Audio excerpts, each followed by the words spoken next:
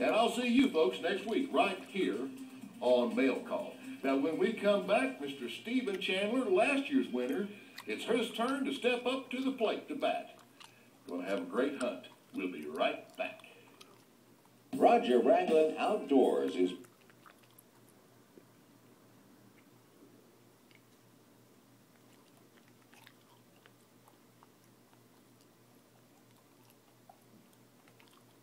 Join the growing ranks of hunters enjoying better deer and better deer hunting. And the world-famous Trophy Ridge Whisker Biscuit Arrow Rest. Long live the king. How are you? Good seeing you. Good seeing you. Hi. Good. How are you, sir? Oh, look at you. You're all decked out. Got beautified here. So how's it been? Has it been treating you good this week? Man, it's great. Couldn't ask for any better. You didn't see no bucks this week, have you? Yeah. Huh? That's fun. Yeah. That was the first time that I met Stephen Chandler, the winner of last year's Winter-Free Hunt. He had shot his buck that morning. I just hated it that we were late getting there. But I promise you, we had given it everything we had to try to make it on time. And I was wore out. On top of having both my north and...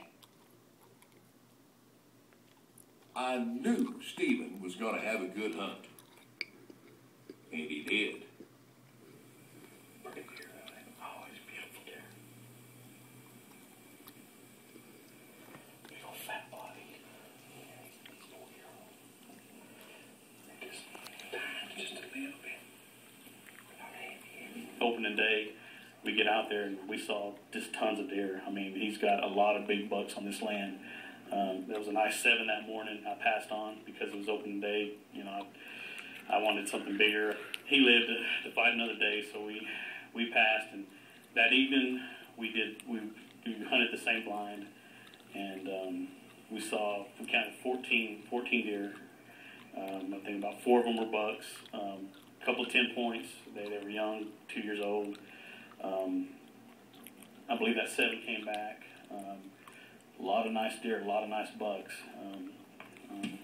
Next day we got up. We just did a little bit of walking and glassing that morning, looking for the big buck to pop up, which they did, and they were just a little bit too far out of range. That morning the weather, it was supposed to blow, the wind was supposed to blow pretty good, like 30 miles an hour. It didn't, so they heard every step. I mean, we couldn't even get close to these guys.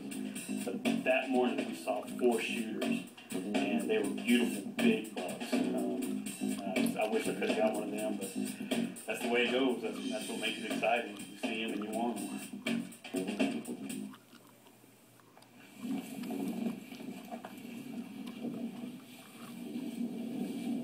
On the way back to the truck, I was glassing. I thought, well, that looks like a hog.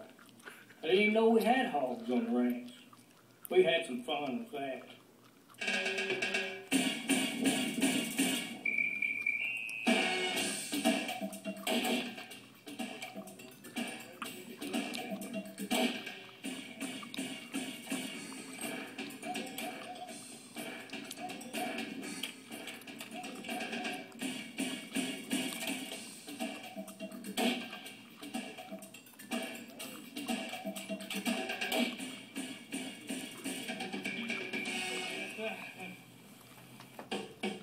This segment is been recalled due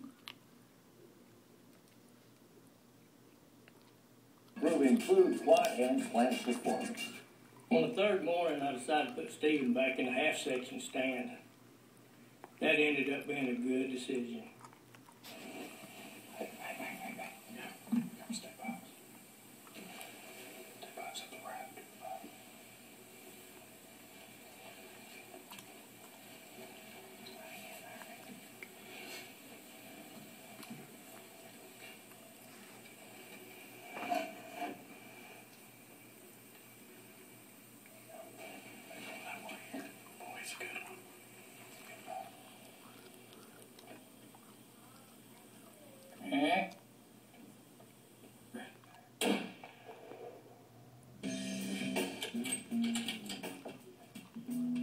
Stephen had made a perfect shot on that buck, and there's no doubt about it. He had a super hunt. Now, he'd seen some bigger bucks, but I think he was totally satisfied with the one he got.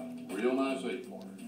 And that 8-pointer, along with a bag full of memories, is what he's going to be toting back home with him to Odessa, Texas. Now, before Stephen left, I got to spend the entire afternoon with him. What a great guy. A lot of surprises on the hunt. But the biggest surprise yet was coming up. Darlene didn't know it at the time, but she was up next. You see, Darlene and I were in a real bad boat accident a few years ago, and she had not been hunting since the accident.